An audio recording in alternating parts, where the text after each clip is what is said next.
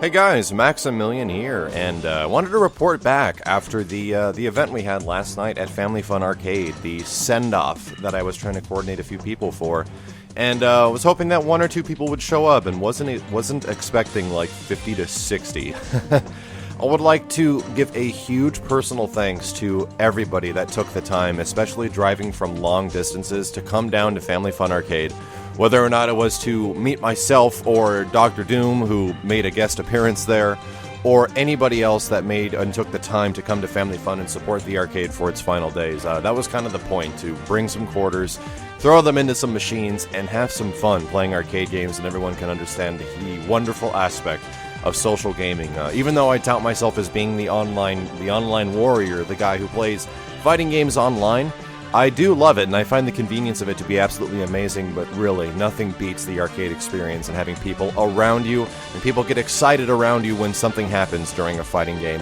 There's nothing like it, and this is just a huge personal thanks to anybody that made last night possible. I was literally there until, like, the old school days time, like 2 a.m. playing CVS2, and man, it was too good, and especially to guys like LLND that showed up, and Royal Flush that showed up, some pretty big heavy hitters when it comes to the competitive Marvel 3 scene. Thank you guys very much for showing up as well, and I'd also like to give a huge thanks to the Mix-Up crew that drove all the way from Bakersfield to stream a lot of the event. I'll try to use some of that footage during this right here, but it was amazing talking to people and seeing everybody's expression of a dying arcade and expressing so much how awesome this place was for so long. It means a lot. The other thing I'd like to do is to give a huge personal thanks to the subscribers of this channel and the folks that watched the previous video about the Please Help video for Arcade Relief. Based off what I was saying, there was Ralph had an Arcade Relief charity going on that was set up by Mike Watson, and based off those things I told you before, and only like $1,000 was actually raised for Ralph, the owner who got cancer and can no longer support it. I found this to be an amazing injustice amongst the fighting game community, because this person had this arcade open for 38 years, and over the past 5 years or so, if not more, arcades have not been profitable, and he's been in the negative for so long. Could have closed it down a long time ago, but chose to keep it open, or chose to keep it open.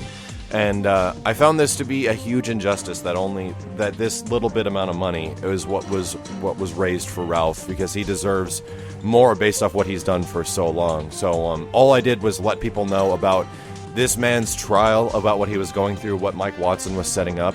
And I recently read a post from Mike that came a few days after, and Mike Watson was saying that largely, in fact, due to the video that I was making and like the awareness I was making about Ralph's situation and the situation with Family Fun Arcade, they were able to fundraise 5 times the amount that was originally fundraised, and they're over $5,000 now that has been raised for Ralph, and that is a number that I can get behind.